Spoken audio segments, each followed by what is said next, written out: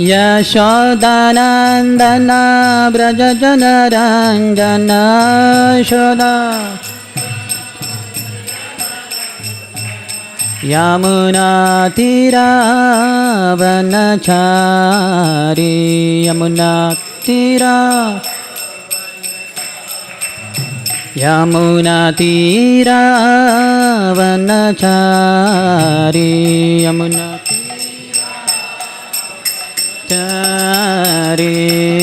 जय राधा माधव कुंज विहारी गोपीजनवल्लभ गिरिवरधारी राधा।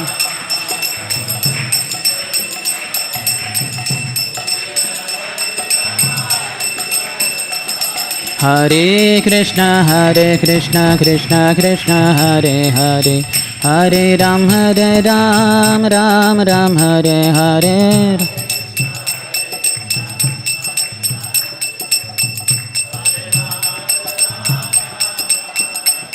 हरे कृष्ण कृष्ण कृष्ण हरे हरे हरे राम राम राम हरे हरे हरे।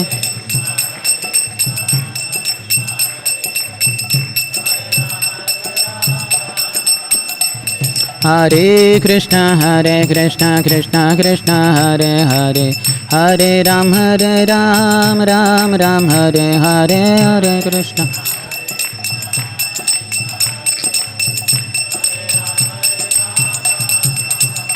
हरे कृष्ण कृष्ण हरे हरे हरे राम राम हरे हरे हरे कृष्ण।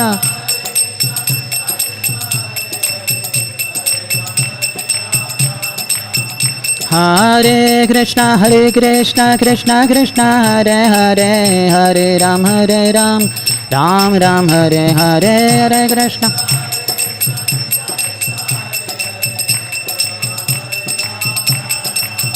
हरे कृष्ण कृष्ण हरे हरे हरे राम राम हरे हरे।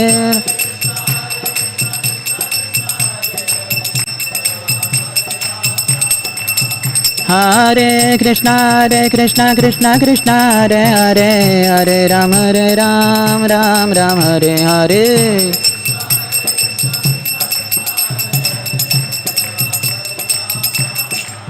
हरे कृष्ण कृष्ण हरे हरे हरे राम राम हरे हरे हरे कृष्ण।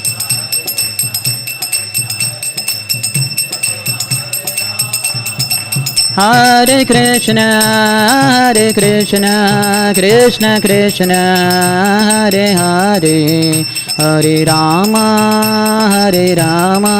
राम राम हरे हरे हरे कृष्ण हरे।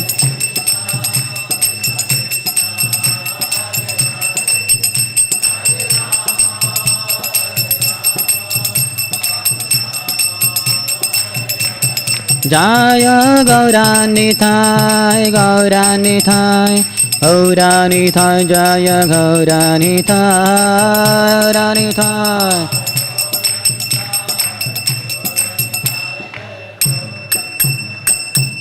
श्री हरिनाम संकीर्तन की जय। श्रील प्रभुपाद की। ग्रंथराज श्रीमद् भागवतम की। निताय गौर प्रेमानंदे। ओम नमो भगवते वासुदेवाय। ओम नमो भगवते वासुदेवाय। ओम नमो भगवते वासुदेवाय। हम बढ़ रहे हैं श्रीमद् भागवतम के सप्तम स्कंद से अध्याय 6, जिसका शीर्षक है प्रहलाद द्वारा अपने असुर सहपाठियों का उपदेश। श्लोक संख्या 10। को अन्वर्त तृष्णाम विसृजेत प्राणेभ्योऽपि य इप्सितः यम क्रीणाति असुभिः प्रेष्ठैस् तस्करः सेवको वणिक्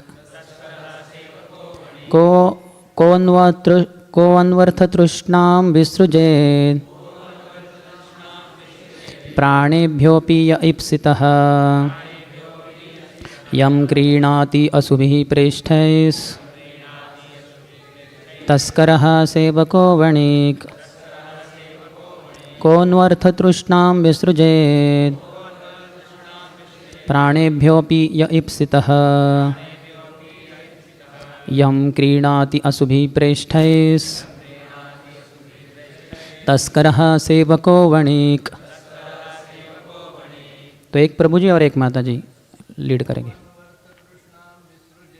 कोऽन्वर्थतृष्णां विसृजेत् प्राणेभ्योऽपि ईप्सितः यं क्रीणाति असुभिः प्रेष्ठैस् तस्करः सेवको वणिक्। माता जी। कोऽन्वर्थतृष्णां विसृजेत् प्राणेभ्योऽपि य ईप्सितः याति असुभिः प्रेष्ठैस् तस्करः सेवको वणिक्। शब्दशः अनुवाद और तात्पर्य कृष्ण कृपा श्रीमूर्ति अभयचरणारविंद भक्ति वेदांत स्वामी श्रील प्रभुपाद के द्वारा। कहा कौन नु निस्संदेह अर्थतृष्णां धन अर्जित करने की प्रबल इच्छा को विसृजेत त्याग सकता है। प्राणेभ्यः जीवन की अपेक्षा अपि निस्संदेह यह जो ईप्सितः अधिक वांछित यम जिसको क्रीणाति प्राप्त करने का प्रयास करता है असुभिः अपने ही प्राण से प्रेष्ठैः अत्यंत प्रिय तस्करः चोर सेवकः नौकर वणिक व्यापारी। अनुवाद धन इतना प्रिय होता है कि लोग इसे मधु से भी मीठा मानने लगते हैं। अतएव ऐसा कौन होगा जो धन संग्रह करने की तृष्णा का परित्याग कर सकता है और वो भी गृहस्थ जीवन में। चोर व्यावसायिक नौकर सैनिक तथा व्यापारी अपने प्रिय प्राणों की बाजी लगाकर भी धन प्राप्त करना चाहते हैं। तात्पर्य इस श्लोक में इंगित किया गया है कि धन किस तरह प्राणों से भी प्रिय हो सकता है। चोर अपने प्राणों को संकट में डालकर धनवान के घर में धन चुराने के लिए घुस सकते हैं। भले ही वे अतिक्रमण के कारण बंदूकों से मार डाले जाए या रखवाले कुत्ते उन पर आक्रमण कर दें, किंतु फिर भी वे सेंध लगाने का प्रयत्न करते हैं। तो वे अपना जीवन संकट में क्यों डालते हैं? मात्र कुछ धन पाने के लिए। इसी प्रकार व्यावसायिक सैनिक सेना भी भर्ती होता है और वो युद्ध क्षेत्र में मरने की परवाह न करके मात्र धन के लिए इस नौकरी को स्वीकार करता है। इसी प्रकार व्यापारीगण भी नावों में सवार होकर अपने प्राणों को संकट में डालकर एक देश से दूसरे देश में जाते हैं या मोती तथा अन्य अमूल्य रत्न चुनने के लिए समुद्र के जल में गोते लगाते हैं। इस प्रकार से यह सिद्ध होता है और इसे सभी स्वीकार करेंगे कि धन मधु से भी मीठा लगता है। धन प्राप्त करने के लिए कुछ भी किया जा सकता है और यह उन धनी मनुष्यों पर विशेष रूप से चरितार्थ होता है जो गृहस्थ जीवन में अत्यधिक लिप्त है। पूर्व काल में उच्च जाति के सदस्य ब्राह्मण क्षत्रिय तथा वैश्य शूद्रों के अतिरिक्त अन्य सारे लोग गुरुकुल में ब्रह्मचर्य तथा योगाभ्यास द्वारा वैराग्य तथा इंद्रिय संयम का जीवन बिताते थे। तब उन्हें गृहस्थ जीवन में प्रविष्ट होने दिया जाता था। इसी के फलस्वरूप ऐसे अनेक उदाहरण मिलते हैं जहाँ बड़े बड़े राजाओं तथा सम्राटों ने गृहस्थ जीवन का परित्याग किया है। यद्यपि वे अत्यंत ऐश्वर्यवान थे तथा साम्राज्यों के स्वामी थे, तो भी वे अपना सारा वैभव इसलिए छोड़ सके क्योंकि उन्हें शुरू से ही ब्रह्मचर्य व्रत का प्रशिक्षण प्राप्त होता था। अतएव प्रहलाद महाराज का यह उपदेश अत्यंत अनुकूल है। कौमार आचरित प्राज्ञो धर्मान भागवतानिह दुर्लभम मानुषम जन्म तदपि अध्रुवम अर्थदम। पर्याप्त रूप से बुद्धिमान मनुष्य को चाहिए कि वह जीवन के प्रारंभ से ही अर्थात बाल्यकाल से ही अन्य सारे कर्मों को छोड़कर भक्ति कार्यों के अभ्यास में अपने शरीर का उपयोग करें। यह मनुष्य शरीर अत्यंत दुर्लभ है और अन्य शरीरों के भांति नाशवान होते हुए भी अर्थपूर्ण है, क्योंकि मनुष्य जीवन में ही भक्ति संपन्न की जा सकती है। यदि निष्ठापूर्वक किंचित भी भक्ति की जाए तो पूर्ण सिद्धि प्राप्त हो सकती है। मानव समाज को इस उपदेश का लाभ उठाना चाहिए। ॐ ज्ञानतिमिरन्धस्य ज्ञानाञ्जनशलाकया चक्षुरोन्मिलितं येन तस्मै श्रीगुरवे नमः। श्रीचैतन्यमनोभीष्टं स्थापितं येन भूतले स्वयं रूपः कदा मह्यं ददाति स्वपदान्तिकं। वन्देऽहं श्रीगुरोः श्रीयुतपदकमलं श्रीगुरोन् वैष्णवांश्च श्रीरूपं साग्रजातं सहगण रघुनाथान्वितं तं सजीवं साद्वैतं सावधूतं परिजनसहितं कृष्णचैतन्यदेवं श्रीराधा कृष्णपादान् सहगण ललिता श्रीविशाखान्वितांश्च वाञ्छाकल्पतरुभ्यश्च कृपासिन्धुभ्य एव च पतितानां पावनेभ्यो वैष्णवेभ्यो नमो नमः। जय श्री कृष्ण चैतन्य प्रभु नित्यानंद श्री अद्वैत गदाधर श्रीवासादि गौरभक्तवृंद। हरे कृष्ण कृष्ण कृष्ण हरे हरे हरे राम राम राम हरे हरे।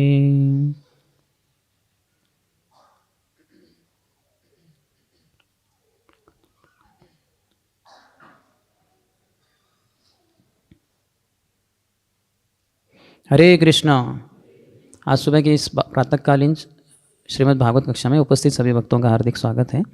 यहाँ जो चर्चा हो रही है सप्तम स्कंद से, तो यहाँ बताया जा रहा है पाँचवें और छठे और सातवें स्कंद के बीच में जो लिंक है वो है पाँचवें और छठे में कि प्रहलाद महाराज, छठे और सातवें में प्रहलाद महाराज अपने क्लास के फ्रेंड्स हैं, अध्याय की, सॉरी कैंटोस की नहीं, अध्याय की। प्रहलाद महाराज अपने मित्रों को जब रिसेस टाइम था उनके स्कूल में, चंडामर्क स्कूल में, तो उसमें वो अपने बच्चों को, अपने मित्रों को कुछ उपदेश करते हैं। तो उसमें पहले इस अध्याय के अंतर्गत 5 श्लोक है, उसमें मनुष्य जीवन का जो अच्छा उपयोग है, सदुपयोग, उसके बारे में वो उपदेश करते हैं। कौमारम आचरित प्राज्ञो धर्मान भागवतान इह सुदुर्लभम मानुषम जन्म तदपि अध्रुवम अर्थदम, कि मानव जन्म बहुत दुर्लभ है। अनंत कोटि ब्रह्मांडों से भ्रमण करने के बाद और 84 लाख योनियों से भ्रमण करने के बाद ये मानव देह प्राप्त होता है। तो इसको कैसे अच्छे से इस्तेमाल करना चाहिए, बचपन से ही भक्ति शुरू हो जानी चाहिए। फिर छठे से 8वें इन 3 श्लोकों में वो बताते हैं कि कैसे एक मनुष्य जीवन का जो समय है वो बीत जाता है। 100 साल की आयु रहती है, उसमें आधा समय तो सोने में ही जाता है और बाकी अन्य समय भी व्यर्थ ही जाता है। बच्चे को ये 10-15 साल है जिसमें कोई भक्ति कर सकता है, लेकिन उसमें भी व्यक्ति गवा देता है। विशेषतः पारिवारिक जो भौतिक एंटैंगलिंग, यानी एक दूसरे को व्यक्ति को पूरी तरह से जटिल अवस्था में डाल दे, ऐसे पारिवारिक जीवन में वो समय को बर्बाद करता है। ये 9 से 18 श्लोकों में वो बता रहे हैं। विशेषकर 10वां जो श्लोक है आज का, उसमें वो बताते हैं कि कैसे एक व्यक्ति पैसे को ये मधु से भी अधिक मधुकर मानता है, बहुत ही मीठा मानता है वो, और पैसे इकट्ठा करने के लिए अपने जीवन को भी धोखे में डाल देता है, खतरे में डाल देता है। और 3 उदाहरण दे रहे वो। एक तो है चोरों का, उनको पता होता है कि जब चोरी कर रहे हैं कभी भी पकड़े जा सकते हैं, वहाँ के कुत्ते उसको नोच सकते हैं, या फिर घर मालिक उसको गोली से उड़ा सकता है, या पुलिस उसको जेल में डाल सकती है, लेकिन फिर भी पैसे के प्रति प्रलोभित होने के कारण वो करता ही है। और वैसे ही जो सैनिक लोग होते हैं उनको भी पता है सेना में भर्ती हो रही है तो युद्ध करना पड़ेगा, कभी भी गोली लग सकती है, मर सकते हैं, लेकिन वो भी वो खतरा मोल लेते हैं। या फिर जो व्यापारीगण होते हैं वो नौका से बहुत दूर स्थान तक वगैरह जाते हैं या समुद्र के अंदर जाते हैं मोतियों की वगैरह खोज में, तो उसमें भी जान चली जा सकती है। तो ये सब करते हैं लोग। हाल ही में मैं एक परसों ही भोसरी में था, तो वहाँ के एक भक्त बता रहे थे कि उनके जो पुत्र है वो मर्चेंट्स नेवी में है। तो मैंने पूछा कहाँ वो घूमते हैं, फिर समस्या नहीं होती क्या, इतना दूर जाते हैं? तो बोले 15,000 रुपये का एक इंजेक्शन लेना पड़ता है हर बार जब जाते हैं नेवी शिप के ऊपर। बोला 15,000 रुपये का, तो वो उनको कंपनी देता है। तो मैंने बोला उनको, देखिए प्रभुपाद कितने हमारे शूरवीर थे, कुछ 15,000 के 15 रुपये का भी इंजेक्शन लगाए बिना ही चले गए वो, और भगवान की कृपा से वो रक्षा हो गई उनकी। तो ये देखिए कुछ भी हो सकता है उधर, क्योंकि खतरा है, इसलिए 15,000 रुपये का वो इंजेक्शन लगाना पड़ता है सब इन्फेक्शन से दूर रहने के लिए। लेकिन लोग पैसे के प्रति इतने पागल हो जाते हैं तो ऐसा करते हैं। तो आगे बताया जाएगा 11 से 13 के बीच में कि कैसे ये जो पारिवारिक आसक्ति होती है इसकी कभी पूर्ति होती ही नहीं। कितना भी प्रयास करे व्यक्ति वो संतुष्ट हो ही नहीं पाएगा। फिर 14 से 15 के बीच में बताएंगे कि पारिवारिक का जो मेंटेनेंस है, व्यवस्थापन, उसमें कैसे व्यक्ति पूरी तरह से डूब जाता है।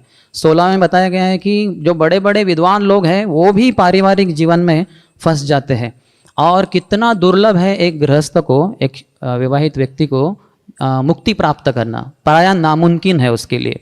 तो 18वें श्लोक में बताया कि फिर उपाय क्या है भाई ऐसे गृहस्थों के लिए जो पारिवारिक जीवन में अपनी पत्नी, बच्चे, परिवार वाले, घर, संपत्ति कमाते का, अतः गृह क्षेत्र सुत आप्त वित्तेर जनस्य मोहोयम अयम अहम ममेति, जो ऋषभदेव भगवान बता रहे। तो इतनी सारी चीज़ें आ जाती है व्यक्ति के जीवन में तो पूरा फंस गया वो बाहर निकल ही नहीं सकता, उसके लिए मुक्ति नामुमकिन है। तो 18वें श्लोक में बताया कि असत्संग त्याग, जो भौतिकवादी लोग हैं उनके संग को त्याग कर देना चाहिए व्यक्ति को, और भगवान नारायण की शरण ग्रहण करनी चाहिए भक्तों के बीच में रहकर, क्योंकि भक्त ही हैं जो भगवान नारायण के प्रति वो पागल होते हैं, उनके पीछे पीछे जाते हैं, और भक्त ही हैं जो मुक्ति के पथ पर चल रहे हैं। तो इसलिए भक्तों का संग करेंगे और असत्संग त्याग देंगे तभी संभव है ऐसे एक पारिवारिक जीवन जीने वाले व्यक्ति को, गृहस्थ को, कि वो मुक्ति प्राप्त कर पाए, अन्यथा नामुमकिन है। तो विश्वनाथ चक्रवर्ती ठाकुर इस श्लोक में कहते हैं कि एक भौतिक आसक्ति की कितनी शक्ति होती है, विशेषकर जो संपत्ति है व्यक्ति को अपने प्राणों से भी अधिक प्रिय होती है। वो money sweeter than Honey English में कहते हैं कि मधु से भी अधिक वो मीठा लगता है पैसा, और विश्वनाथ चक्रवर्ती ठाकुर कहते हैं प्राणों से भी अधिक, क्योंकि ये 3 उदाहरण तो दिए ही यहाँ। तो एक मुसलमान था, मुसलमान रूलर मोहम्मद गजनी, उसने भारत के ऊपर इतने बार हमले किए और इतना धन लूटा उसने। ऐसे कहते हैं कि वो जब लेके जा रहा था बैलगाड़ियों में धन भर, स्वर्ण मुद्राएं थी, बहुत कुछ गहने थे, वो लेके जा रहा था, बैलगाड़ियों के पीछे बैलगाड़ी है, तो 5 किलोमीटर लंबी लाइन थी वो बैलगाड़ियों की, एक के पीछे एक, एक के पीछे एक। तो देखिए कितना धन लूट के गया वो, और गया अपने देश में, उसने एक बड़े महल में उसको बहुत एक जैसा पर्वत जैसा बना के रख दिया उस सब सोने के जो लूटा हुआ था, और फिर उसको ताला लगा दिया, उसका चाबी उसके पास ही था। जब अंतिम समय उसके पास में आया तो वो दौड़ के गया कि मेरी संपत्ति इतनी अभी शायद मुझसे छीन ली जाएगी, तो वो दौड़ के गया, दरवाज़ा खोला, और वो पूरा जो था उसका पहाड़ जैसा वो पूरा उसने गले लगाया। लेकिन वो तो क्या ऐसा सॉलिड पहाड़ तो है नहीं, सब सुवर्ण मुद्रा है, तो फिसल गया उसके ऊपर से। तो उसने अपने मुट्ठी में भी बहुत सारे सिक्के वगैरह पकड़ लिए और फिसल भी गया और मर गया वो, तो हाथ खुल गए उसके। तो जो भी थे सिक्के वो गिर गए, एक आध दूसरे रहे होंगे, उसके बेटे थोड़े ना छोड़ेंगे, पिताजी आपने लूटा लेकिन हम उसको ये करेंगे। तो स्टैटिस्टिक्स बताता है, परीक्षण बताता है कि जो आदमी कमाता है जीवन भर में, उसमें से 30% वो अपने जीवन काल में इस्तेमाल करता है, उतना लगता है उसको, 70% आगे की पीढ़ी को चाहता है। तो व्यर्थ में वो गवाता है अपना समय। क्यों करना है इतना? 30% जरूरत था, लेकिन इतना लोभ होता है कि व्यक्ति पागल हो जाता है पैसे के कारण। तो ये बड़ी समस्या है एक भक्त के जीवन में भी और बाहर वाले भौतिकवादी लोगों के बीच में भी। तो धन के 15 अनर्थ बताए श्रीमद् भागवतम के 11वें स्कंद में। स्तेयम हिंसा नृतम दम्भः कामः क्रोधः स्मयो मदः भेदो वैरम अविश्वासः संस्पर्धा व्यसनानि च एते पंचदशानर्था हि अर्थमूला मता नृणाम तस्माद् अनर्थम अर्थाख्यम श्रेयोर्थी दुरतस्त्यजेत। तो श्रेयोर्थी जो अपने श्रेयस को प्राप्त करना चाहता है, अपने लॉन्ग टर्म गोल के लिए, यानी शाश्वत जीवन का जो ध्येय प्राप्त करना चाहता है, दूरतस्त्यजेत, उसको दूर से ही ये अर्थ के अनर्थों से दूर रहना चाहिए। तो 15 अनर्थ बताते हैं। पहला है स्तेयम, चोरी होगी। जैसे हमारे पास पैसे आते हैं, देखेंगे जहाँ भी हमने पैसे रखे, जेब में रखे, लॉकर में रखे, बैंक में रखे, बार बार वही विचार आता है कि सेफ है कि नहीं, सेफ है कि नहीं। अपना अकाउंट देखते रहेंगे, जेब को टटोलते रहेंगे, लॉकर को खोल के देखेंगे है कि नहीं। तो चोरी होने की बहुत संभावना है और होगी ही, आप नहीं तो आपका बच्चा चोरी करेगा बाद में। तो स्तेयम, फिर हिंसा, वायलेंस होता है उसके कारण। पैसे के कारण कितने सारे खून खराबे हो जाते हैं। देशों में तो होते ही है, परिवारों में भी होते हैं, भाई भाइयों में होते हैं, लोग एक दूसरे को मार डालते हैं। अंधृतम, झूठ बोलना शुरू हो जाता है व्यक्ति का जैसे पैसा आ जाएगा। अंधृतम, दम्भः, डुप्लिसिटी आ जाती है, दाम्भिकता। काम उसका बढ़ जाएगा क्योंकि बहुत पैसा है तो स्त्रियां उसके प्रति आकर्षित हो जाएगी, फिर वो और भी वो उसके पीछे भागेगा। फिर क्रोध आ जाएगा उसको क्योंकि उसके पैसे के बारे में। स्मयो यानी परप्लेक्सिटी, वो भ्रमित हो जाएगा। फिर मदह, उसमें अहंकार आ जाएगा, मेरे पास इतना पैसा है। जैसे कुंती महारानी कहती है कि जन्म ऐश्वर्य श्रुत श्रीभि यदमानम अदप पुमान नैव अर्हति अभिधातुमयि त्वाम अकिंचन गोचरम, कि जिसके पास बहुत अच्छे कुल में जन्म हुआ है, ऐश्वर्य बहुत है या बहुत बुद्धिमान है या शारीरिक सौंदर्य है, तो उसमें अहंकार चढ़ जाता है। तो प्रभुपाद अपने प्रवचन में कहते हैं कि ऐसा व्यक्ति सोचता है ये मंदिर वाले क्या है, ये मंदिर तो मैं चलाता हूँ, हाँ भगवान को भोग मेरे कारण चलता है, आरती मेरे कारण होती है, मैं चलाता हूँ मंदिर को। तो ऐसा उसमें अहंकार चढ़ जाता है।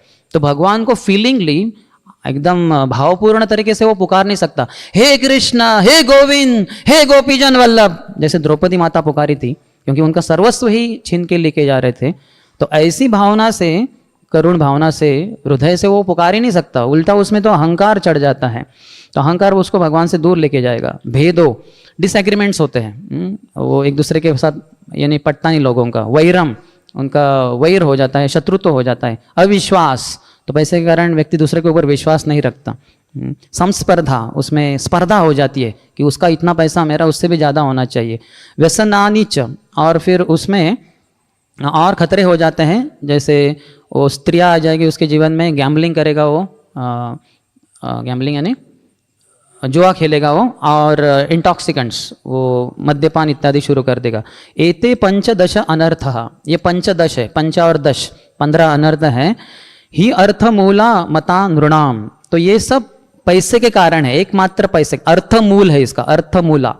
ही अर्थमूला मता नृणाम तस्माद, इसलिए अनर्थम अर्थ आख्यम, ये अनर्थ है जो है पैसे का, अर्थ आख्यम। हालांकि समाज के सभी लोग, संसार के सभी लोग अर्थ आख्यम इसको कहते हैं, ये बहुत डिजायरेबल है, ये हमें होना चाहिए, बिना पैसे के क्या जीना। ये रुपया, दिनार, सेंट्स, ये सेंट नहीं, ऐसे INT सेंट नहीं, CNTS, तो सेंट्स, दिनार, एन, ये पैसे के पीछे लोग पागल हो जाते हैं, कितना पागल हो जाते हैं। तो तस्माद अनर्थम अर्थाख्यम, बताया जाता है कि ये बहुत डिजायरेबल है लेकिन ये अनडिजायरेबल है, तो इसीलिए श्रेयोर्थी दुरतस त्यजेत, तो इसको त्यागना चाहिए, व्यक्ति को दूर रहना चाहिए, विशेषतः अनर्थों से। तो हम चर्चा करेंगे उसके बारे में। तो श्रीमद् भागवतम के 7वें स्कंद में आगे जो अंतिम 5 अध्याय है उसमें नारद मुनि और युधिष्ठिर महाराज का संवाद आगे जारी रहता है। ये कथा तो अंत हो जाती है, पहले 10 अध्याय नारद मुनि बता रहे हैं परीक्षित महाराज को, युधिष्ठिर महाराज को, और आगे भी वो चर्चा जारी रहेगी 4 वर्ण और 4 आश्रमों के बारे में। तो वहाँ वो बताते हैं कि अर्थ से कैसे दूर रहना है। नारद मुनि बता रहे हैं अर्थ अनर्थ इक्षया लोभम, अर्थ के कारण, पैसे के कारण कैसे अनर्थ हो जाते हैं, ये जो 15 अनर्थ हमने चर्चा की है। तो इक्षया, ये देखकर लोभम, एक व्यक्ति को ये लोभ से दूर रहना चाहिए। By discussing the disadvantages of possessing money one should give up greed, ये डिस्कस करना चाहिए। डिस्कस कहाँ होगा? सत्संग में ही होगा, ये यहीं पे होगा, ये भागवतम में। वो बाहर की दुनिया में नहीं होगा। वो बाहर की दुनिया में बोले अरे पैसा है तो सब कुछ है, बिना पैसे के क्या है, हाँ जीवन व्यर्थ है। तो ऐसे असत्संग को टालना होगा और सत्संग में आना होगा, तभी जाके फिर वो हमारा जो बुद्धि है ठिकाने पे आएगा और फिर हम पैसे के प्रति लालच नहीं रखेंगे।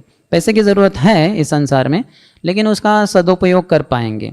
हमारे भक्ति विनोद ठाकुर कहते हैं अपने गीत में, विद्यार गौरवे भ्रमी देश देशे धन उपार्जन करी स्वजन पालन करिए कमाने भूलिनु तो मारे हारी भूलिनु तो मारे हारी। पूरा जीवन का अच्छा उदाहरण देते हैं, लेकिन मैं इस पे फोकस कर रहे हैं हम। विद्या और गौरव है, ऐसा व्यक्ति बहुत विद्या अर्जन करता है। विद्या भी अर्जन क्यों करते हैं लोग आज के समाज में? पैसे के लिए ही। कोई भी ये IIT, NITs, IISc, जो भी कॉलेजेस है दुनिया के, MBA ना, उधर बताया जाए कि आपको ये करो, आप पढ़ो, आप 15-20 साल, आपको कुछ नहीं जॉब मिलेगा, बाद में आप देख लेना जो भी है। इतना 15-20 साल पढ़े तो खुद से कुछ कर लेना, जॉब कुछ नहीं मिलने वाला, कुछ कंपनी वगैरह में जॉब नहीं मिलने वाला, कौन जाएगा उधर। डाउटफुल है कोई एक भी रहेगा कि वो पूरे आईआईटी कॉलेज में, एनआईटी कॉलेज में, एमबीबीएस या जो भी कुछ कॉलेजेस है, कोई नहीं रहेगा। पैसे के लिए पागल है, इसलिए फिर लोग लंदन जाते हैं, यूके जाएंगे, फिर यूएस जाएंगे, वहाँ के बड़े बड़े यूनिवर्सिटीज़ में, क्योंकि पैसा ज़्यादा मिलेगा। वो एक तो उधर ही सेटल हो जाएंगे, उधर बहुत पैसा कमाएंगे, या फिर इंडिया में आएंगे तो फॉरेन रिटर्न वहाँ से बड़े यूनिवर्सिटी से किया है तो यहाँ बड़ा पैसे मिलेंगे, सैलरी बहुत बड़ा होगा, इसी कारण लोग जॉब करते हैं। तो विद्यार गौरवे भ्रमी देश देशे, वो भ्रमण करता रहता है, धन उपार्जन करी, तो धन के पीछे वो पागल हो जाता है। जैसे कुत्ता होता है अपने हड्डी को मुंह में डाल के इधर उधर घूमता रहेगा, बहुत खुश हो जाता है, वैसे ही लोग अपने डिग्री को मुंह में डाल के पूरे संसार में, ये कंपनी में जाओ, उस कंपनी में, मुझे पैसा चाहिए, पैसा चाहिए, पैसा चाहिए, पैसे के पीछे पागल हो जाते हैं। पूरे भारत के लोग सब जाते हैं परदेश में सिर्फ पैसे मांगने के लिए। एकमात्र प्रभुपाद ही है, एकमात्र भारतीय जो कुछ लेने के लिए नहीं गए थे, देने के लिए गए।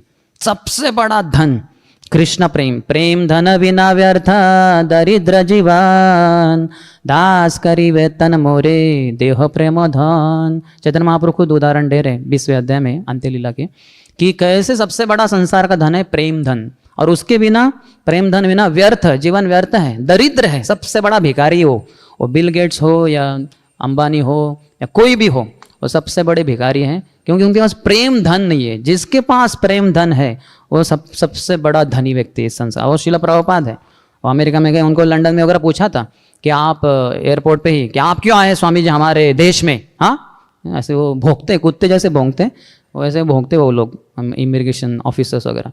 तो बोले आप ब्रिटिश लोग हमारे भारत में आए, सब कुछ चोरी करके लेके गए, कोहिनूर हीरा चोरी करके लेके गए, शिवाजी महाराज की तलवार जो बहुत फेमस थी वो लोग चोरी किए, सब कुछ चोरी किया, लेकिन सबसे बड़ा धन तो चोरी नहीं किया आपने। बोले अच्छा, हम तो बड़े लुटारू लोग हैं, सब चोरी कर गए पूरे संसार में, भारत में तो सबसे बड़ी चोरी की थी, क्या धन रह गया। तो उन बुद्धू लोगों को क्या अकल आएगी कि वो कृष्ण प्रेम धन है। तो प्रभुपाद ने बताया ये Krishna consciousness, this is the top most wealth in the creation, वो मैं यहाँ देने के लिए आया हूँ। उनको तो पता ही नहीं, वो बोले आने दो, जो भी आए ये स्वामी जी कुछ तो करने आए इधर, ठीक है, अपना पैसा तो लूटने नहीं आए, तो आने दो इनको अंदर। तो धन उपार्जन के लिए पीछे व्यक्ति पागल हो जाए। स्वजन पालन, ऐसे अर्जित धन से वो क्या करता है, अपने स्वजनों का पालन करते बैठता है। स्वजन उसके क्या होते हैं, बस बॉडीली प्लेटफॉर्म पे, मैं, मेरी पत्नी, मेरे बच्चे, मेरे माता पिता, बस, और कुछ थोड़े और एक दो लोग, इतना ही, उसके बाहर कुछ नहीं। लेकिन जो बहुत उदार दिल होते हैं, अयम निजः परो वेत्ति गणना लघु चेतसाम उदार चरिता नाम तु उत्तम वसुधैव कुटुंबकम। अयम निज, ये मेरा है, मेरी पत्नी, मेरे बच्चे, मेरा ये, मेरा वो। अयम निज परो वेत्ति, वो तो परा है। परो वेत्ति गणना लघु चेतसाम, जिनकी चेतना लघु है, बहुत छोटी है, स्मॉल माइंडेड है, उन लोगों की ऐसी चेतना होती है। उदार चरिता नाम तु, जिनका उदार दिल है, उदार चरिता नाम तु वसुधैव कुटुंबकम, वसुधा एव कुटुंबकम, पूरा पृथ्वी यानी पृथ्वी पर रहने वाले समस्त जीव, न तो मानव, जलचर, स्थलचर, खेचर, भूचर, सब ये भगवान के ही पुत्र हैं, तो ये सब मेरे भाई बहन ही हैं। तो ये उनमें ही आता है, वसुधा एवं कुटुंबकम, वो उनमें आता है। तो ऐसा उदार दिल व्यक्ति तभी होता है जब भक्ति करता है।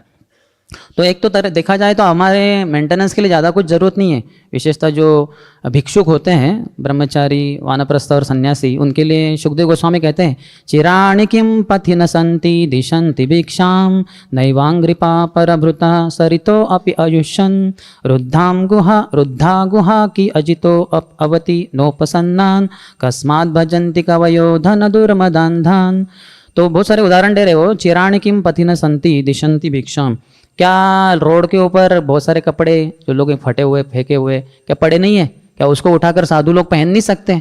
क्यों मांग रहे भीख अमीर लोगों के पास जाके कि भाई हमारे लिए कुछ कपड़े के लिए, रोटी कपड़ा मकान, इसके लिए भिक्षा मांगने की जरूरत नहीं है। बहुत सारे हमारे षड गोस्वामी ऐसे ही तो जीवन जी रहे थे। वो तो धनी थे बहुत, त्यक्त्वा तूर्णम अशेष मंडलपति, मंडलपति थे, पूरे भूमंडल के पति थे। कितना संपत्ति था, बोट भर भर के स्वर्ण मुद्राएं थे जो रूप गोस्वामी ने जब सब कुछ छोड़ के चैतन्य महाप्रभु को वो शामिल हो गए उनके आंदोलन में, तो बोट भर के स्वर्ण मुद्राएं उन्होंने उसका देख दिया, बांट दिया अपने परिवार के लिए वगैरह वगैरह। वैसे रघुनाथ दास गोस्वामी के पिताजी का 20 लाख वो स्वर्ण मुद्राएं थी 30 साल की। ये सब त्याग कर वो कहाँ रह रहे थे? वृंदावन में। और वृंदावन में क्या कपड़े पहन रहे थे वो कौपीन कंथा, कौपीन अंडरवेयर, और कंथा वो बाहर का एक बस गमछा, गमछा भी क्या वो घुटने तक ही बस, और एक उत्तरी, बस उतना है। और वो भी कहाँ से प्राप्त हुआ? ओके, विमल, रेमंड्स, ऐसे यहाँ से खरीदा था क्या?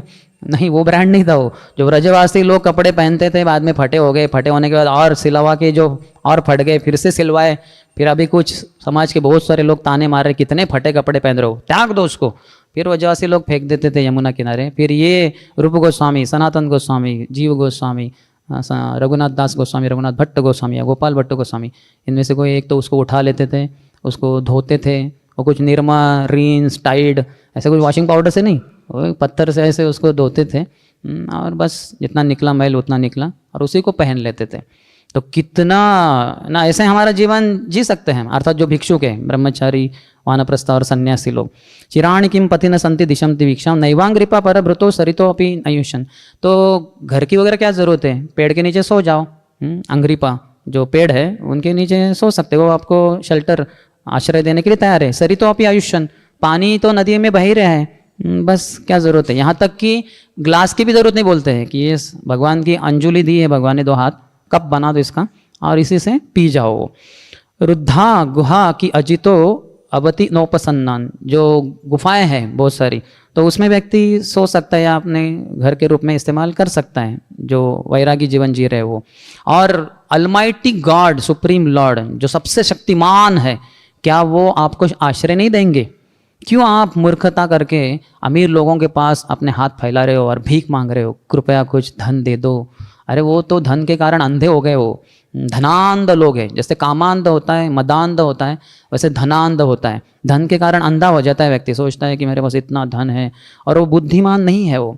तो बुद्धिमान लोगों का आश्रय लेना चाहिए, जो भक्त हैं उनका आश्रय लेना चाहिए। तो ऐसे भक्तों में से जो एक श्रेष्ठ भक्त है मैत्रेय मुनि, उनको विदुर जी 3 स्कंद में कहते हैं तपोधन, उनको संबोधित करते हैं तपोधन। जिस व्यक्ति का धन तप है, जो तपस्या करता है, उसका जो धन है, ऐसे मैत्रेय ऋषि हैं, तपोधन करके उनको संबोधित करते हैं। तो ऐसे व्यक्ति का आश्रय ग्रहण करना चाहिए। वही संसार की जो धन है, ये तो हियर टुडे गॉन टुमारो, आज इधर है कल नहीं है। जीते जीते ही वो चोरी हो सकती है, कुछ भी हो सकता है, कभी भी रिसेशन हो सकता है, कुछ भी हो सकता है, या नहीं तो फिर मृत्यु के समय तो व्यक्ति को छोड़ना ही पड़ेगा। इसलिए हमारे गोविंद दास कहते हैं, ये धन यौवन पुत्र परिजना इथे की आछे परती तीरे कामल दल जल जीवन टलमल भजहु हरिपादा नीतिरे। उसकी शुरुआत ही है कि ये मानव जीवन को अच्छे से इस्तेमाल करो, सत्संग करके, साधुओं का संग करके। तो इसमें कह रहे हैं कि ये धन, हमारा जो धन है, यौवन भी कितना टिकता है, पकड़ लेंगे अगर 12 साल से या 16 साल से, वो कितना जाएगा? वो 30-35 वगैरह। बाद में फिर बूढ़ा के कई लक्षण शुरू हो जाते हैं, बाल सफ़ेद होने शुरू हो जाते हैं, दांत हिलने लग जाते हैं, आँखों की दृष्टि कम हो जाती है, शरीर में कमजोरी बढ़ जाती है।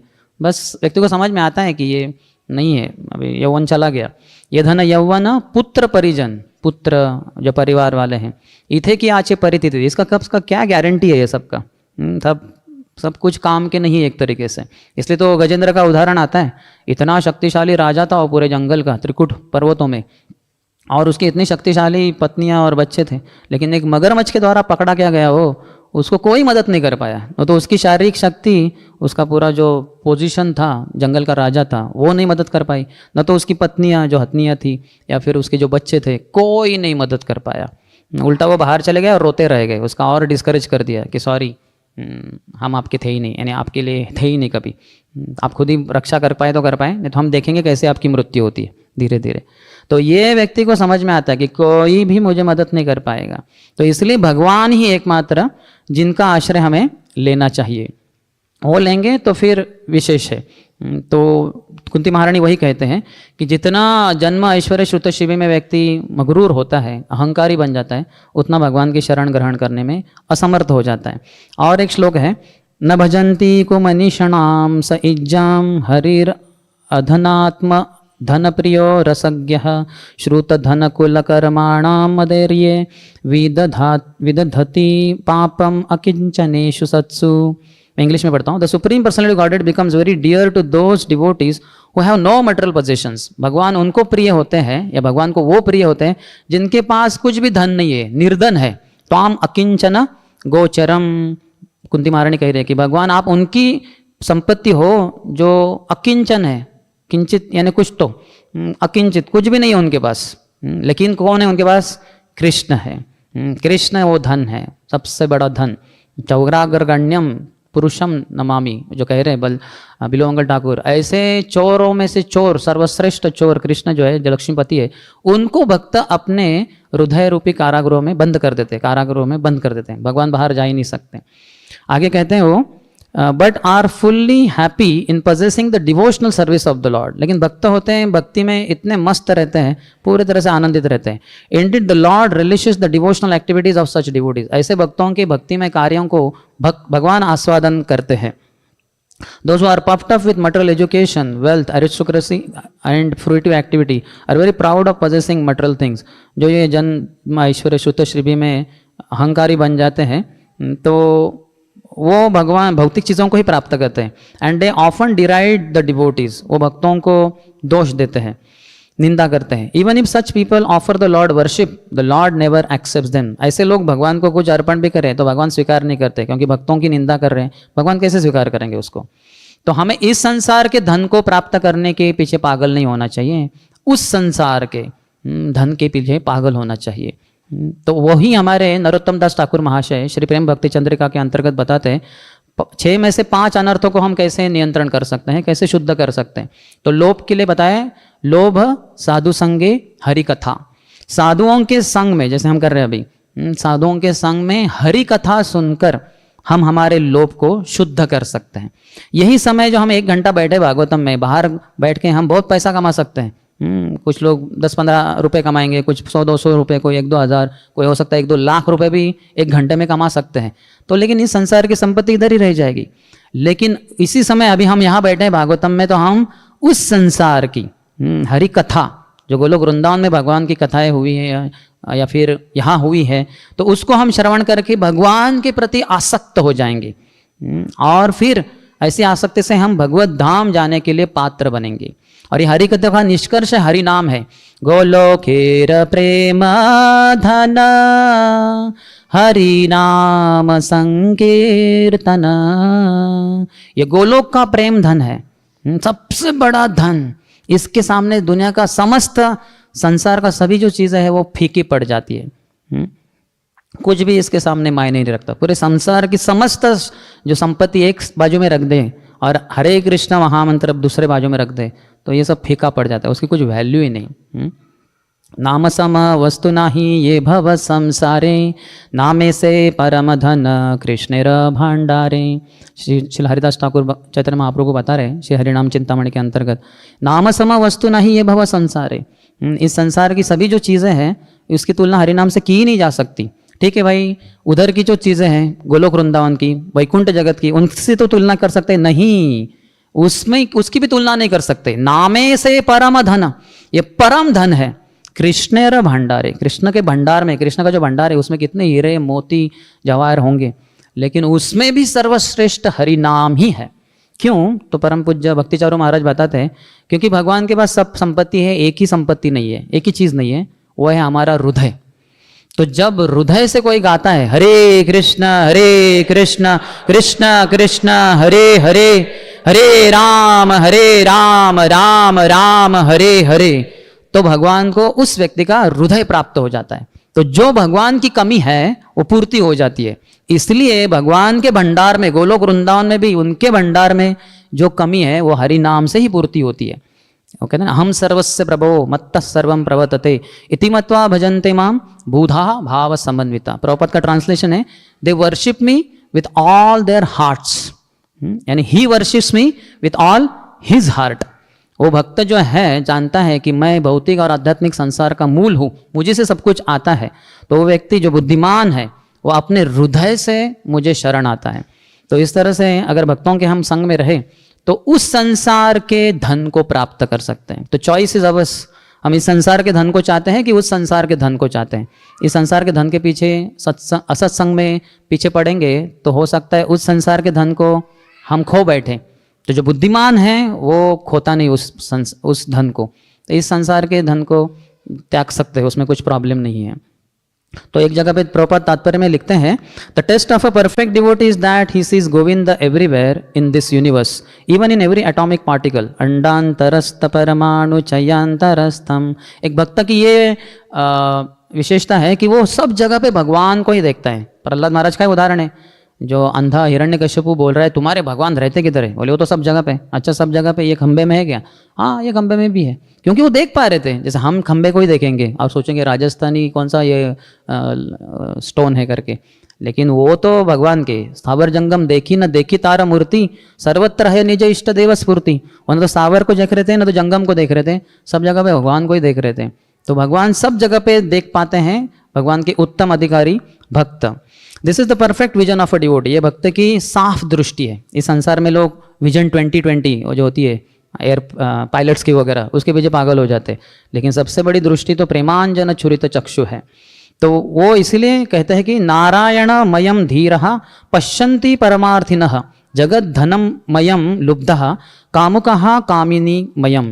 तो बता रहे नारायणमयम धीरः, जो धीर व्यक्ति है, जो भक्त है भगवान का, शुद्ध भक्त है, नारायणमयम, अखिल जगत नारायणमयम, सब कुछ नारायण नारायण नारायण नारायण, सब जगह पे वो नारायण को ही देख रहा है। पश्यन्ति परमार्थिनः, जैसे उच्च कोटि के भक्त होते हैं, पश्यन्ति वो इस तरह से देखते हैं। अभी दो उदाहरण दे रहे उसके लिए। जगत धनमयम लुब्धः, जो लोभी व्यक्ति होता है उसको सब जगह पे धन ही धन दिखता है। और उदाहरण बता रहे हैं हमारे आचार्य कि जब वो जंगल में जाता है तो अरे ये इतनी सारी पेड़ है, ये अगर मैं फॉरेस्ट को खरीद लूँ और ये सब पेड़ को बेच दूँ तो कितना पैसा मिलेगा।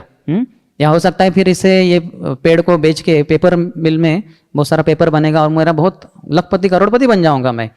या कामुकः कामिनी मयम, या कामुक व्यक्ति है जो लस्टी है, काम वासना से भरा हुआ, वो अगर जंगल में जाता है तो यहाँ कोई तो टूरिस्ट विमेन आएंगी हमारे देश की या फिर परदेश की, तो कौन कौन है लड़कियां या स्त्रियां, उसको ही वो देखता रहेगा। लेकिन प्रभुपाद तात्पर्य में लिखते हैं कि वही भक्त अगर जाएगा उसी जंगल में, वो तो सब जगह पे भगवान के ही पेड़ वगैरह भी देखेगा, बोलेगा ये पेड़ तो सब भगवान से ही आए हैं, जो स्थावर है जंगम है सब भगवान के ही है। ऊपर जो आसमान है वो भी भगवान का है, भूमि रापो अनलो वायु खम मनो बुद्धि, सब जगह पे वो भगवान को ही देखता है। तो ऐसी दृष्टि प्राप्त होनी चाहिए, फिर उससे बहुत प्रगति होती है। तो बहुत सारे क्षत्रिय जो है, यहाँ प्रभुपाद तात्पर्य में लिखे हैं कि वो भगवान की भक्ति किए थे बचपन से, ब्रह्मचारी जीवन जीते हैं, तो ऐसे ही वो लाभ होता है उनको पता होता है कि सब कुछ भगवान का है। तो ठीक है, बाद में पारिवारिक जीवन में थोड़ा धन उपार्जन करना होगा, लेकिन ये तो क्षणभंगुर है। असली संपत्ति उस संसार की है, हरिनाम धन है, तो उसको मुझे कमाना है। तो इसलिए जब 50 उम्र हो जाती थी तो छोड़ देते थे उसको, अपने पुत्र जो पात्र होते थे उनको पुत्र को ही वो बना देते थे अगले राजा, और वो जंगल चले जाते थे, उनकी पत्नी का भी जाती थी उनके साथ, और फिर वो दोनों भक्ति करते थे जंगल में। हम देख सकते हैं युधिष्ठिर महाराज, जैसे ही वार्ता पता चली कि कृष्ण संसार को छोड़ के चले गए, तुरंत उन्होंने अपने राजवस्त्र निकाल दिए और चले गए। वो जो पुत्र तो कोई थे ही नहीं उनके, द्रौपदी के सभी पुत्र मारे गए थे, सुभद्रा का पुत्र भी मारा गया था अभिमन्यु, एक प्रपौत्र ही था उनका, पौत्र ही था, एक पोता था वो जो परीक्षित, तो वो भी कम उम्र वाले थे, लेकिन बोले मंत्रियों को इनको ध्यान दो, ये करेंगे, हम चले, और वो चले गए। वैसे परीक्षित महाराज को भी जैसे पता चला कि उनकी 7 दिन में ही मृत्यु होने वाली है, तो एक अमेरिका में मूवी निकली थी, परम पूज्य राधानाथ महाराज बताते हैं, ऐसा एक व्यक्ति को अमेरिका के बताया गया था कि आपका 1 महीने में मृत्यु होने वाला है। तो 1 महीने में इतना ऐशो आराम से जीवन जिया, इतना भोग किया कि सभी जो टीवी उन्होंने सीरियल वगैरह बनाए उसके, और हर हफ्ते वो चलता रहता था। बाद में जो भी है सुदैव दुर्दैव से वो मरा ही नहीं, और उसको थोड़ा एक्सटेंशन मिला तो और भोग करने लग गया वो, और सभी संसार के लोग देख रहे थे वो सीरियल को, और क्या मौज कर रहा है, ऐसा जीवन होना चाहिए, कम 1 ही महीना, लेकिन क्या भोग नहीं किया उसने। तो वो सबसे बड़ा मूर्ख था। ये असत्संग का दुर्दैव है कि लोग ऐसे लोगों को देखकर उनको हीरो मानते हैं, लेकिन परीक्षित महाराज हमारे असली हीरो है। तो परीक्षित महाराज को जैसे पता चला 7 दिन ही बचे हैं, तो सब कुछ त्याग कर वो चले गए जंगल में, और सुखदेव गोस्वामी जी श्रीमद् भागवतम कथा सुने, क्योंकि वो पता था ये सबसे बड़ा धन है। तो ऐसे वो प्रामाणिक सुखदेव गोस्वामी को देवताओं ने ऑफर दिया था, ये अमृत का कलश लीजिए, आपके शिष्य को दे दीजिए परीक्षित को, वो अमृत पी के वो तो मरने से टल जाएगा। तक्षक आके कितना भी डसता रहे वो मरेंगे ही नहीं परीक्षित महाराज। उनको दे दीजिए अमृत और हमें भागवतम सुनाइए। बोले मूर्ख है क्या, आप भाग जाओ, आप सब अपात्र है, मात्र परीक्षित ही उसके लिए पात्र है, तो उसको ही सुनाऊंगा मैं। और अमृत के कलश को उन्होंने लात मार दी सुखदेव गोस्वामी ने। तो ऐसे व्यक्ति से श्रवण करना चाहिए जिसको पूरा पता है कि श्रीमद् भागवतम ये अमृत है, न कि इस संसार के पैसे दिनार सेंट्स और सब, वो तो सब किस झाड़ की पत्ती, वो कुछ भी मायने नहीं रखता श्रीमद् भागवतम के सामने या हरिनाम के सामने। तो ऐसे भक्तों से हम अगर हम सुने तो अच्छा है। या फिर आगे भी देखेंगे हम ध्रुव, इनको जो धृतराष्ट्र थे उनको जबरदस्ती प्रचार करना पड़ा, बहुत आसक्ति थी उनकी। दुर्योधन से आसक्त थे जो पैसे से बहुत आसक्त था। जैसे ही गया वो इंद्रप्रस्थ में उद्घाटन के समारोह में और देखा इतना संपत्ति युधिष्ठिर महाराज का, पहले से संपत्ति से आसक्त था और आसक्त हो गया वो, और सोचा कि इसको लूटना ही है मुझे। और फिर कितने गलत ढंग से उन्होंने क्या कुछ नहीं किया, द्यूत क्रीड़ा के द्वारा फिर अंततः युद्ध ही करवाया। और अंतिम सांस तक, अंतिम क्षण तक, जब तक दुर्योधन जीवित था तब तक धृतराष्ट्र उनसे आसक्त रहे, इसलिए वो फंसते ही गए। सभी अपने एक पुत्र के आसक्ति के कारण बाकी 99 पुत्रों को खो बैठे। वो इतनी मूर्खता हो गई उनकी, तो क्योंकि वो व्यक्ति लालची था दुर्योधन, उसके प्रति उन्होंने आसक्ति रखी तो वो भी डूब गए। फिर उनके 100 के 100 पुत्र मारे गए। फिर बाद में विदुर जी की जैसे महान संत जो उनके काउंसलर रहे, उनकी कृपा रही, जो अपना तीर्थ भ्रमण करके छोड़ के बीच में आ गए। एकमात्र अपने बड़े भाई जो काउंसलर थे, उनके काउंसली थे वो, एक काउंसली के लिए आए वो कितने बड़े काउंसलर है, कितने अच्छा। और सबसे थर्ड क्लास काउंसली थे वो, संसार में ऐसे काउंसली ना हुए होंगे ना कभी शायद होंगे। तो लेकिन फिर भी आए, इसको काउंसलर कहते हैं कि कभी त्यागे नहीं अपने को। वो कहते हैं ना कि क्या वो एक श्लोक है चैतन्य चरितामृत में, सही सेवक धन्य जे न छाड़े प्रभुर चरण, सही ठाकुर धन्य जे न छाड़े निज जन, दुर्दैव सेवक जदि जाय अन्य स्थाने, सही ठाकुर धन्य तारे चूल्हे धरी आने। सही सेवक धन्य जे न छाड़े प्रभुर चरण, वो सेवक धन्य है जो अपने प्रभु के, अपने मास्टर के, अपने काउंसलर के कभी चरण न छोड़े। सही सेवक धन्य जे न छाड़े प्रभुर चरण, सही ठाकुर धन्य जे न छाड़े निज जन। वो ठाकुर भी धन्य है, वो काउंसलर भी धन्य है, वो गुरु भी धन्य है जो अपने शिष्य को, अपने काउंसली को कभी छोड़ते नहीं। दुर्दैव, कभी दुर्दैव से माया के चंगुल में फंस जाता है। दुर्दैव सेवक यदि जाए अन्य स्थाने, भगवान की शरण छोड़ के, गुरु की शरण छोड़ के, काउंसलर की शरण छोड़ के वो कहीं चला भी गया माया में, सही ठाकुर धन्य, वो ठाकुर धन्य है, तारे चूल्हे धरे आने, उसकी शिखा पकड़कर उसको खींच कर लेके आते। जैसे चैतन्य महाप्रभु ने काल कृष्णदास को खींच के लेके आए थे, वो भक्तों के बीच में फेंक दिया उसको, संभालो इसको, स्त्री के बीच पागल हो रही है। तो ऐसे होना चाहिए काउंसलर, और ऐसे काउंसलर भी होने चाहिए जो माया में न फंसे लेकिन शरण न छोड़े कभी। तो ऐसे अगर हम करें तो हम इससे मुक्त हो सकते हैं। तो अगर धन के आसक्ति से मुक्त होना है तो हमें ऐसे भक्तों का संग चाहिए जो सुप्रीम धन जो है उसके पीछे पागल है। साधुनाम समचित्ता नाम मुकुंद चरणीषणाम उपेक्षयी किम धन सब स्तभैर असद्भीर असदाश्रयी। तो ऐसे साधुओं का हमें संग चाहिए। तो प्रभुपाद पहले स्कंद के दूसरे अध्याय के 17वें श्लोक, शृणुताम स्वकथा कृष्ण पुण्यश्रवण कीर्तन हृदयंतस्त्वहि अभद्राणी विधुनोति सुहृत्सताम। तो अनर्थ निवृत्ति में स्तर पे भक्त प्राय करोड़ों जन्म बिता देते हैं। बहुजन्म करी यदि श्रवण कीर्तन तबुता न पाए कृष्ण पदे प्रेमधन। पहले 3 स्टेजेस फटाफट हो जाते हैं। जब भी हम जवान वगैरह रहते हैं इस्कॉन में, 15, 20, 30 साल के रहेंगे तो जा रहे हैं तो कोई भक्त के संग में आएंगे। पूर्व जन्म की सुकृति है, भारत में जन्म हुआ है तो जरूर भक्तों को संग देखकर अरे इतना जवान साधु ये क्या कर रहा है, तो थोड़ा साधु संग आकर्षण हो गया। फिर वो साधु बोलेगा ये माला ले लो, हरे कृष्ण मंत्र का जप करो, तो भजन क्रिया शुरू हो जाएगी, दीक्षा हो जाएगी। लेकिन अनर्थ निवृत्ति में व्यक्ति फंसा रहता है। 1 जन्म नहीं, 2 नहीं, 3 नहीं, 4 नहीं, हजारों लाखों करोड़ों जन्म बहु जन्म करी यदि, और श्रवण कीर्तन करता भी रहे तभी भी कृष्ण के पद में, चरणों में उनका आश्रय या उनका रति उत्पन्न नहीं होता। क्यों? क्योंकि अनर्थ है, क्योंकि वो निंदा करते हैं भक्तों की या फिर अपराध करते हैं। फिर उसके कारण फिर अपने बगीचे में, भक्ति के बगीचे में वो उथल पुथल मचा देते हैं अपने ही मूर्खता के कारण। तो इसीलिए अनर्थ निवृत्त से बाहर निकलना है तो एक अनर्थ है अर्थ ही, पैसा ही, और दूसरा है स्त्री। तो प्रभुपाद उसके तात्पर्य में लिखते हैं, one cannot enter into the kingdom of God unless one is perfectly cleared of all since. सभी पापों से अपराधों से जब तक व्यक्ति मुक्त न हो तब तक वो भगवत धाम जाने के पात्र नहीं बनता। The material sins are products of our desires to lord it over material nature, क्योंकि हम भौतिक प्रकृति के ऊपर अपना संयम प्राप्त करना चाहते हैं, अधिकारत्व प्राप्त करना चाहते हैं, इसलिए फिर हमारे भौतिक पाप हो जाता है। It is very difficult to get rid of such desires, ऐसे भौतिक इच्छाओं से मुक्त होना काफ़ी मुश्किल है। Women and wealth are very difficult problems for the devotee making progress on the path back to godhead. जो भक्ति भगवत धाम जाने के मार्ग पे है उसके लिए स्त्री और पैसे ये दो बड़े समस्या है। अर्थात स्त्रियों के लिए पुरुष, जो भगवान कपिल देव माता देवहूति को बताते 3रे स्कंद में, यहाँ तक कि पत्नी के लिए अपने पति ही वो ट्रैप बन सकते हैं कि उनको मेरे पति कितने अच्छे हैं, मुझे साड़ी देते हैं, मुझे घर देते हैं, ये दिया वो दिया, सब अच्छा है, तो फिर वो इसी संसार में पड़ी रहेगी, वो जन्म मृत्यु के चक्कर में वो स्त्री फंसी रहेगी। तो स्त्री के लिए पुरुष भी एक ट्रैप है और पुरुष के लिए स्त्री ट्रैप है, तो ये इससे बचना है। Women and wealth are very difficult problems for the devotee making progress on the path back to Godhead. Many stalwarts in the devotional line fell victim to these allurements. बड़े बड़े दिग्गज भक्ति में बहुत प्रगति किए, सौबरी मुनि हो, विश्वामित्र मुनि हो, वो भी स्त्री के कारण या पैसे के कारण वो वापस आ गए। जा रहे थे आगे आगे आगे, फिर किसी स्त्री के चंगुल में फंस गए, फिर घूम लिए उन्होंने, पीछे आ गए, उनका मुक्ति रह गया बाजू में ही। Many stalwarts in the devotional line fell victim to these allurements and thus retreated from the path of liberation.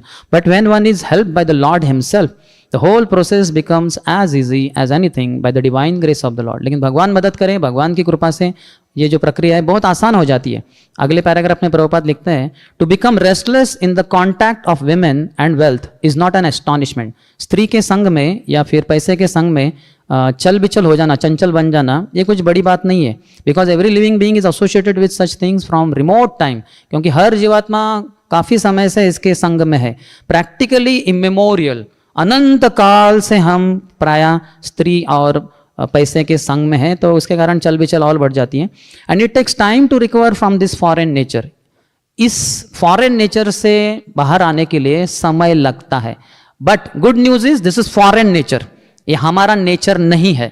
जीवेर स्वरूप है कृष्ण नित्य दास। समझिए अगर मेरे गाल पे अगर काली माँ लग गई कुछ कोयले का वगैरह, तो ये मेरे शरीर का रंग नहीं है, कहीं तो लग गया हो तो उसको निकाला जा सकता है, पानी से ही निकाला जाएगा, फिर साबुन से या फिर और भी कुछ तरीके से वो निकाला जा सकता है, क्योंकि वो हमारे बॉडी का रंग नहीं है, वो ऊपर से कहीं से तो लग गया। तो वैसे ही जो आसक्ति है, काम वासना है या फिर लोभ है, ये सब हमारा फॉरेन नेचर है, हमारा नेचर नहीं है, लेकिन बहुत समय से संग में होने के कारण ये समस्या कर रहा है। But if one is engaged in hearing the glories of the Lord, gradually he realises his real position. अगर सत्संग में बैठे और हरि कथा सुने तो अपनी असली स्थिति को जान पाता है व्यक्ति। By the grace of God such a devotee get sufficient strength to defend himself from the state of disturbances. तो भक्तों को इतनी शक्ति प्राप्त होती है हरि कथा हरि कीर्तन से कि फिर वो ऐसे डिस्टर्बेंस नहीं होगा उसको। And gradually all disturbing elements are eliminated from his mind, और उसके मन से ये सब अनर्थ चले जाएंगे, काम हो, क्रोध हो, लोभ मोह मद मत्सर, ये सब चले जाएंगे। फिर वो निष्ठा में प्रवेश करेगा। रजोगुण तमोगुण चला गया उसका, सब 75% प्रभुपाद लिखते हैं, 75% चला गया, 25% रजोगुण तमोगुण भक्त के हृदय में है, तब वो निष्ठा में प्रवेश करता है, निष्ठा स्टेज में। तो वो कुछ प्रॉब्लम नहीं है, 25% उसमें वो भक्ति में लगाएगा उसको, भक्त भगवान की सेवा करने में रजोगुण तमोगुण की भी जरूरत लगती है तो करेगा वो उसमें, तो आगे जाएगा वो। तो इसलिए ये काम के और विशेषता यहाँ जो लोभ है, पैसे के प्रति अनर्थ जो आसक्ति है, उससे बचना चाहिए भक्तों को। ऐसा ना हो कि इस संसार की पैसे के पीछे पागल होकर उस संसार की संपत्ति को खो बैठे। तो लेकिन दोनों भी साथ में हो सकता है, लेकिन गुरु के आदेश के अनुसार करे तो ही। गुरु बोले ये जॉब करो, इतना घंटा करो, तो फिर ठीक है। उसके परे उनके अनुमति के बिना कोई करेगा तो फिर वो फंस जाएगा, पैसे के पीछे लालची बन जाएगा, फिर भक्ति रूपी धन उससे छूट जाएगा, फिर ऐसे करोड़ों जन्म चले जाएंगे। तो इसलिए बचना है तो इसी जीवन में, मानव जीवन में, भारत में जन्म हुआ है तो इसको सार्थक करना है। तो पैसे के प्रति लालच है, उससे दूर रहना चाहिए। तो लोभ साधु संगे हरि कथा, या फिर समझना चाहिए, धन मोर नित्यानंद पति मोर गौर चंद्र प्राण मोर जुगल किशोर। हमारे आचार्य ने एंटीडोट बताया है, अल्टरनेटिव्स बताए। धन क्या है मेरे? नित्यानंद प्रभु, धन मोर नित्यानंद, पति मोर गौरचंद्र, ब्रह्मचर्यों के लिए बहुत महत्वपूर्ण है। ये समझे कि चैतन्य महाप्रभु मेरे पति है। नहीं तो फिर समाज में समस्या हो जाएगी, फिर वो समझेगा मैं पति हूँ, फिर पत्नी लगेगी उसको। तो धन मोर नित्यानंद, पति मोर गौरचंद्र, प्राण मोर जुगल किशोर। यहाँ पैसा प्राण से भी अधिक प्रिय होता है, लेकिन मेरे प्राण है राधा कृष्ण। ये समझें तो फिर हमारे लिए समस्या नहीं होगी। भक्ति योग भक्ति योग भक्ति योग धन, भक्ति यही कृष्ण नाम स्मरण क्रंदन। श्री चैतन्य भागवत में श्री वृंदावन दास ठाकुर बताते हैं कि भक्ति योग भक्ति योग भक्ति योग ही धन है। और भक्ति क्या है? भक्ति यही कृष्ण नाम, हरे कृष्ण कृष्ण कृष्ण हरे हरे, हरे राम राम राम हरे हरे।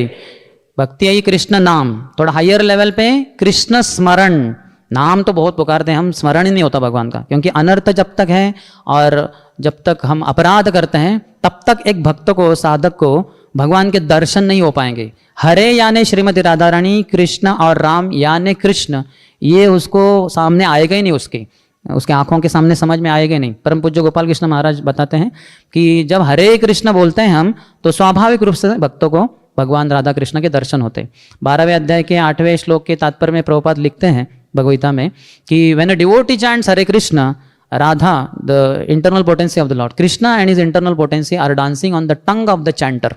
राधा और कृष्ण हमारे जीवा पे नृत्य करते हैं जब हरे कृष्ण महामंत्र का जप करते हैं। तो स्वाभाविक रूप से भगवान का स्मरण होना चाहिए, लेकिन ये निष्ठा स्तर पे या जब सत्वगुण में पहुंच जाते हैं, मध्यम अधिकारी के स्तर पे, तभी वो दर्शन होंगे। अन्यथा खाली जब चल रहा है ठीक है, लेकिन वो भी चलेगा।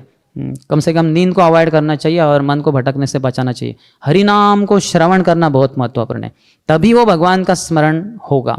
और इससे भी आगे है क्रंदन, भक्ति यही कृष्ण नाम स्मरण क्रंदन, भगवान के लिए रोना। उत्तम अधिकारी जो शुद्ध सत्वगुण में है वो भगवान के लिए रोते हैं, जब भगवान को पुकारते हैं भगवान के लिए रोते हैं वो। तो ये हमारे जीवन की उपलब्धि है, सबसे बड़ा धन है भक्ति योग। इसके पीछे पागल होना चाहिए, न तो इस संसार के धन के प्रति। लेकिन जो गृहस्थ लोग हैं वो कमा सकते हैं, क्योंकि पत्नी है, बच्चे हैं। तो जैसे प्रभुपाद ने बताया, रूप गोस्वामी ने बताया है कि 50% धन भगवत भक्ति में लगाना चाहिए। अपने ही घर में धोती कुर्ता वगैरह जो है, तिलक वगैरह, ये भी भगवान की है। या अर्च विग्रह है, उनको खरीदना, उनके लिए साज श्रृंगार करना, ये सब 50%, या मंदिर को डोनेशन देना, सब 50% होना चाहिए। 25% अपनी शारीरिक परिवार की ज़रूरतें और 25% इमरजेंसी के लिए, फ्यूचर के लिए कुछ अगर लगे उसके लिए रखना चाहिए। इस तरह से जीवन बिताएं तो धन के कारण हम नीचे नहीं जाएंगे, लेकिन धन का सदुपयोग करके भगवान की सेवा में लगाकर हम बच सकते हैं अनर्थों से। ठीक है, चर्चा तो बहुत है, लेकिन मुझे बताया कि आप अपनी जीवा को नियंत्रण नहीं करते, तो करना ही होगा आपको। तो फिर मैं कर रहा हूँ, ज़बरदस्ती अपने आप को रोक रहा हूँ। तो बताइए, किसी के कोई प्रश्न है? यस।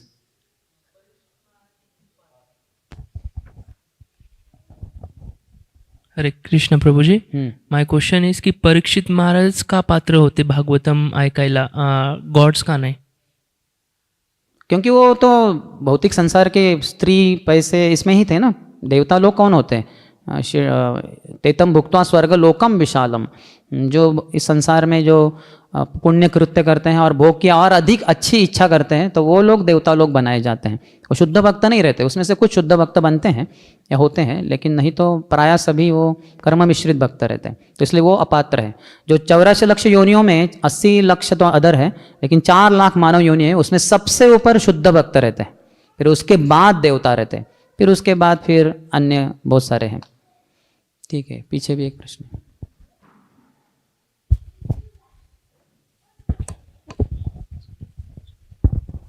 हरे कृष्णा प्रभु जी। हरे कृष्ण।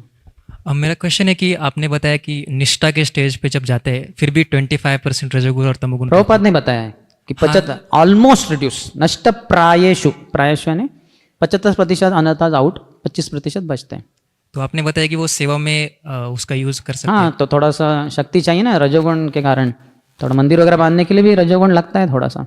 जैसे ही कानपुर मंदिर का उद्घाटन हुआ, दूसरे दिन सुबह हम उधर मंगल आरती में थे। जैसे मंगल आरती हुई तो श्रीमान देवकीनंदन प्रभु ने माइक लिया और कहें कि जब मंगल आरती चल रही थी तो मेरे कानों में परम पूज्य भक्ति रसामृत महाराज ने कहा कि प्रभु आपने मंदिर तो बांध दिया, लेकिन अभी चलाना है इसको। इतनी आसान काम नहीं है वो। तो देखिए आपको मुबारक है वैसे। तो फिर देवकीनंद प्रभु ने बताया कि देखो भाई, हम तो रजोगुण के अंतर्गत हमने ये मंदिर बांध दिया, अभी आप सब सत्वगुणी प्रेम हरिनाम प्रभु और आप सब भक्तों को इसको सत्वगुण में चलाना है। ये आपकी जिम्मेदारी है, जवानों की, हम तो बूढ़े लोग हैं, हमने अपना काम कर दिया। तो लगता है थोड़ा सा अच्छा है ना, थोड़ा जोश होना चाहिए। यस, और कोई ध्येय?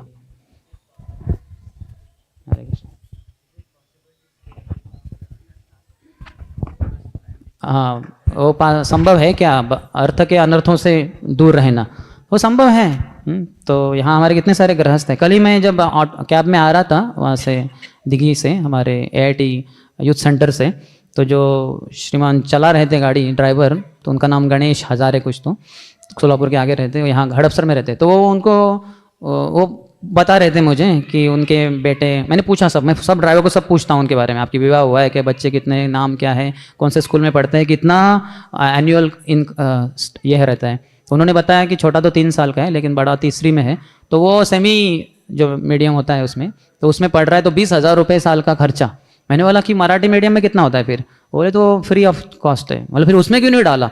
बोले नहीं, वो सेमी होगा तो बाद में इंग्लिश। मैंने बोला नहीं, मैं खुद 15 साल की उम्र तक 10वीं तक पूरा प्योर मराठी मीडियम में था, लेकिन बाद में हम जब आए साइंस में तो हमने सीख लिया थोड़ा सा इंग्लिश, 2 महीने के लिए हमने सीख लिया, फिर वो इतना कुछ बड़ी बात नहीं है। फिर आप बोले कितने पढ़े आप? मैंने हमने इंजीनियरिंग किया। इंजीनियरिंग किया आपने? अरे तो आप, मैंने बोला वो तो बहुत पुरानी बात है, 25 साल हो गए। तो फिर उन्होंने बताया कि इस्कॉन में पैसा आता कहाँ से? तो फिर उनका अंदर का जो, तो मैंने बताया कि हमारे कितने सारे गृहस्थ लोग हैं, वैसे लोग तो हुंडी में डालते हैं लेकिन वो कम रहता है, लेकिन हम प्रचार करते हैं तो लोगों को पूरा ज्ञान अच्छे से देते हैं। तो बहुत सारे पढ़े लिखे लोगों को हम प्रचार करते हैं, डॉक्टर्स, इंजीनियर्स, वकील, IAS ऑफिसर्स। तो ये लोग देखते हैं कि हमारा जीवन कितना इससे बदल गया, कितना लाभ हुआ। तो फिर उनका पगार होगा अगर 50,000 रुपये का या 50, वो तुरंत बोला कि भक्ति ब्रह्मचारी के रूप में ठीक है लेकिन गृहस्थ के रूप में मुश्किल है। मैं बोला नहीं, हमारे गृहस्थ होते हैं वो सांसारिक होते हुए भी भक्ति बहुत अच्छे से करते हैं। तो मैंने बताया कैसे उनका अगर सैलरी 50,000 का वगैरह है तो फिर वो सोचते हैं कि चलो 5-10 हज़ार हम हर महीने मंदिर को दे देंगे, और किसी का अगर 60,000 है, 1 लाख है, 1.5 लाख है, 2 लाख है, तो फिर और वो देना चाहेगा। तो जितना, फिर मैंने बताया कि मेरे जैसा कोई होगा तो अपना पूरा जीवन समर्पित करने के लिए वो प्रेरित हो जाएगा। तो बाकी लोग सोचते हैं कि नहीं भाई, हम तो अपना जीवन नहीं दे सकते, बहुत ज़्यादा कदम, बड़ा ऊंचा कदम है ये, लेकिन हम पैसा तो दे सकते हैं, पैसा तो आ जाएगा बाद में।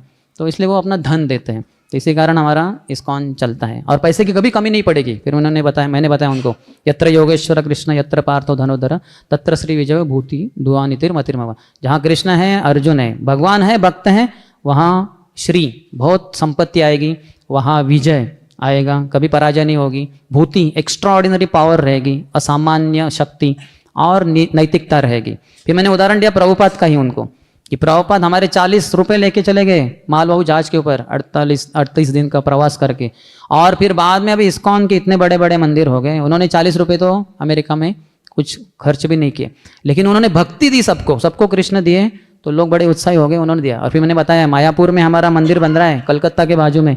फिर वहाँ एक ही व्यक्ति जिनको प्रभुपाद ने दीक्षा दी, अल्फ्रेड फोर्ड, जो उनके शिष्य बने, वो खुद ही 250 करोड़ रुपए दिए हैं। क्योंकि ये भारतीयों में बड़ी समस्या है, वो सोचते हैं कि इस्कॉन का मनी परदेश में जाता है। तो इसलिए मैं ज़रूर ये बताता हूँ कि अमेरिका के व्यक्ति ने भारतीय इस्कॉन मंदिर के लिए 250 करोड़ रुपए दिए, एक ही व्यक्ति ने। तो देखिए, तो सब हो जाएगा। तो इट्स पॉसिबल, दोनों संभव है, लेकिन भक्तों का संग होना चाहिए, तभी पैसे कमाते कमाते पैसे के द्वारा व्यक्ति प्रलोभित नहीं होगा, नहीं तो समस्या हो जाएगी। जो व्यक्ति चला गया, जैसे एक भक्त था, भक्ति करनी चाहिए भक्तों के संग में। जैसे हमारे एक ब्रह्मचारी ही थे, तो वो भक्तों के साथ समस्या कर रहे थे, निंदा कर रहे थे, बहुत कुछ समस्या कर रहे थे। फिर जब में सोते थे, फिर उनको इनहेरिटेंस में 30-40 लाख रुपए मिल गए। तो यहाँ मंदिर में ब्रह्मचारियों के साथ जम नहीं रहा था, अपराध कर रहे थे, जैसे 30-40 लाख रुपए मिल गए। ये 20 साल पहले की बात है। तो उन्होंने सोचा अभी क्या ज़रूरत है ये ब्रह्मचारी, तो छोड़ के चले गए वो, और चले गए, अभी भक्ति छूट गई उनकी। तो ऐसे भक्तों का अपराध नहीं करना चाहिए, ब्रह्मचारी हो गृहस्थ हो। अर्थात ब्रह्मचारियों के पास पैसे नहीं, लेकिन फिर भी उनको देखिए पैसे नहीं थे, मिल गए, भक्ति ही छूट गई। क्यों? क्योंकि सत्संग नहीं किया। सत्संग करने के बजाय साधुओं में दोष देखे उन्होंने, फिर गए। ब्रह्मचारी जीवन तो गया, भक्ति भी गया। तो इसलिए कभी समझना चाहिए, इसमें बहुत समस्या है। जैसे हम सब बच्चे थे तो हमारे माता पिता ने हमको चाकू आग से दूर रखा, क्योंकि हम अपने आप को काट देते थे या जला देते थे। लेकिन जब बड़े हो जाते थे तो वही माता अपने बेटी को या बेटे को कुकिंग सिखाती है कि देखो बेटा ऐसे फायर के साथ, है ना, ऐसे करके फिर इतना तापमान में ऐसे वगैरह करते करते हो सकता है वो बेटा आगे जाके होटल मैनेजमेंट में बड़ा एक शेफ बन जाए किधर तो, और रोज सैकड़ों आइटम्स बनाए और पूरा आग के साथ ही खेलेगा वो। लेकिन फिर भी सावधानी रहना है। तो जब शुरुआत की स्थिति में पैसे के कारण अनर्थ हो सकते हैं, बाद में जब थोड़ा ऊंची प्रगति कर ली तो पैसे भी आते हैं तो व्यक्ति सदुपयोग करेगा, भगवान की सेवा में लगेगा। लेकिन फिर भी अनर्थ हो सकता है, माया बहुत प्रबल है, माया किसी को भी हटा सकते, इसलिए सत्संग जारी रहना चाहिए। सत्संग छाड़िया कहीनु असते विलास ते कारणे लागिल मोर कर्मबंध फास, नरोत्तमदास ठाकुर महाशय कहते हैं, अगर सत्संग छोड़ दूँ मैं तो फिर मैं कर्म बंधन में फंस जाऊंगा। हमारे गृहस्थ इस्कॉन के वैसे ही अपने आप को रखते हैं, पैसे भी कमाते हैं लेकिन उससे आसक्त नहीं होते, इसलिए तो इतने सारे प्रोजेक्ट्स में इतने सारे धन संपत्ति आती है। बाहर के लोग कम देते हैं, ज़्यादातर भक्त ही देते हैं। और कोई प्रश्न? हाँ, और एक प्रश्न था कि मतलब जो आपने कहा कि डिस्पाइट कंटिन्यूड श्रवण एंड कीर्तन, अगर हम वैष्णव की निंदा करते हैं तो फिर प्रगति नहीं होती है, बट अधोगति भी हो जाएगी। भक्ति इज वेरी डायनामिक, तो भक्ति नीचे भी जा सकती है, कम भी हो सकती है। तो भक्तों का अपराध नहीं करना है। चैतन्य भागवत में पूरे जगह पे कितने सैकड़ों जगह पे चैतन्य महाप्रभु वही कहते हैं, हमेशा कृष्ण का नाम लो और भक्तों का अपराध मत करो, या फिर हमेशा कृष्ण का नाम लो, भक्तों की सेवा करो। भक्तों के कारण ही तो भगवान मिलते हैं। भगवान को पूरा वैकुंठ जगत सुना लगता है भक्तों के बिना, तो इतने प्रिय है भक्त उनको, तो कैसे भला हम भक्तों को ही लांछन लगा सकते हैं? हम तो वही कह रहा हूँ कि मतलब मटेरियल कंडीशनिंग है ना, बचपन से जज करते हैं दूसरों को, मतलब पहले फॉल्ट फाइंड, तो इसलिए सत्संग करना चाहिए। तो सत्संग में श्रवण करके हमें आध्यात्मिक दृष्टि दी जाती है। इस दृष्टि से देखेंगे तो भक्तों में हजारों दोष दिखाई देंगे। वो तो कलर दोष निधे राजन है ही, करोड़ों दुर्गुण दिखाई देंगे। लेकिन जब श्रवण के माध्यम से देखते हैं तो हमारी ज्ञान दृष्टि, शास्त्र चक्षु खुल जाते हैं। तो उस दृष्टि से देखते हैं तो फिर जैसे आपने ऐनक लगाई, ऐनक निकालेंगे तो आपको ठीक से समझ में नहीं आएगा क्या पढ़ रहे, वही ऐनक लगा दी एकदम स्पष्ट हो जाता है। तो उसी तरह से गुरु के द्वारा श्रवण करके ही उस शास्त्र चक्षु से, ज्ञान चक्षु से ही देखना चाहिए संसार को।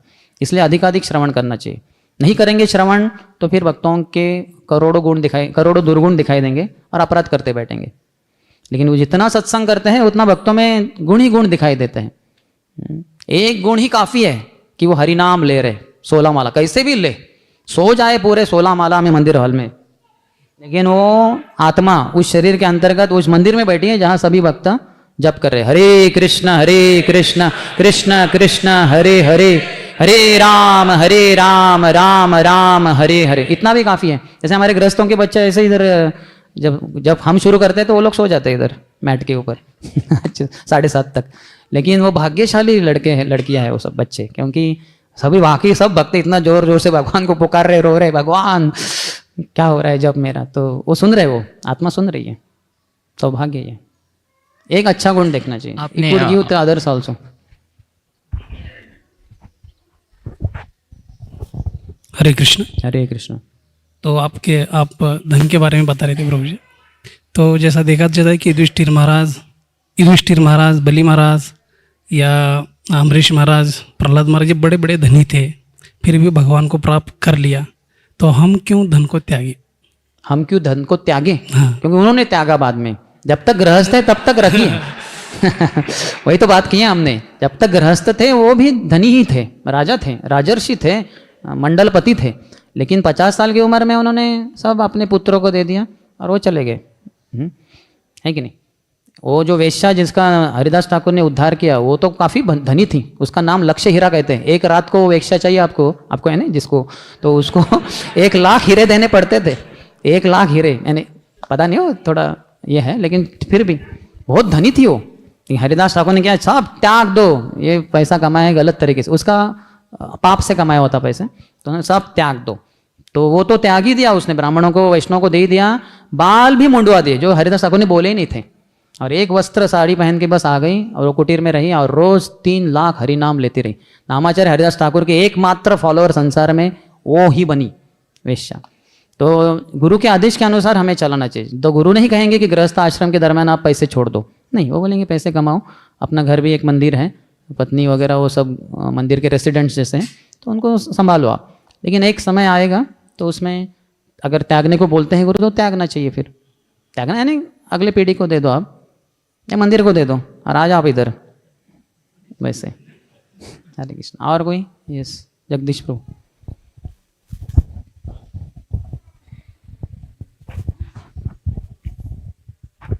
Hare Krishna Prabhu. Hare Thank you for the nice class. See, we are trying the spiritual journey and all these things.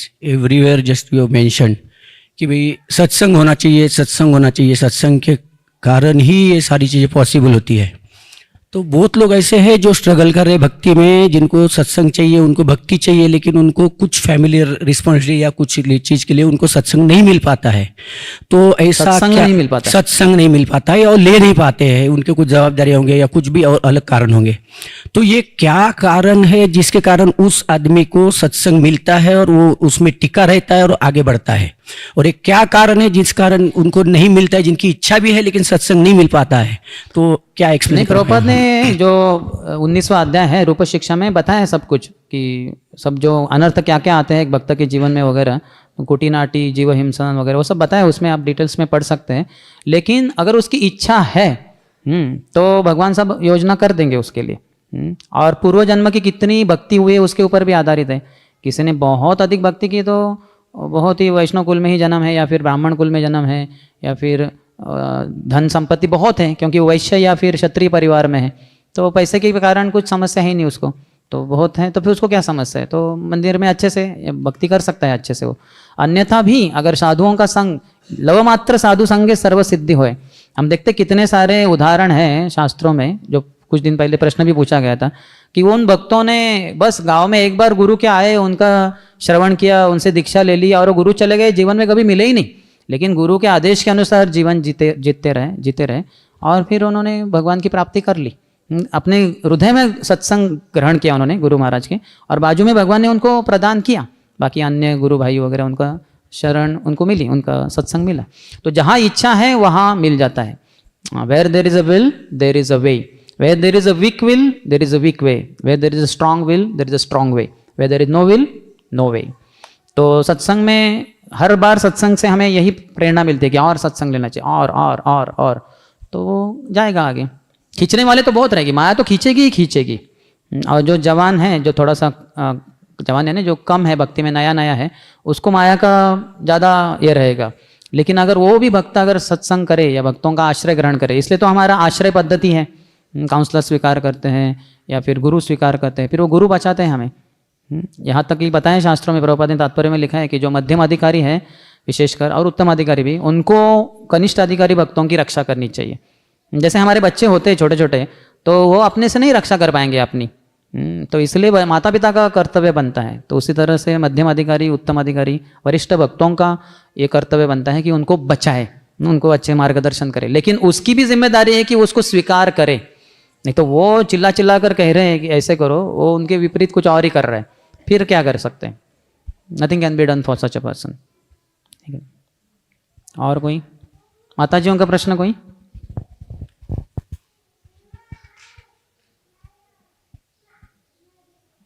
माताजियों का नहीं, फिर प्रभु जी का? You can ask me personally, will and here. ग्रंथराज श्रीमद् भागवतम की जय, श्रील प्रभुपाद की जय, समवेत गौर भक्त वृंद की जय, निताय गौर प्रेमानंदी।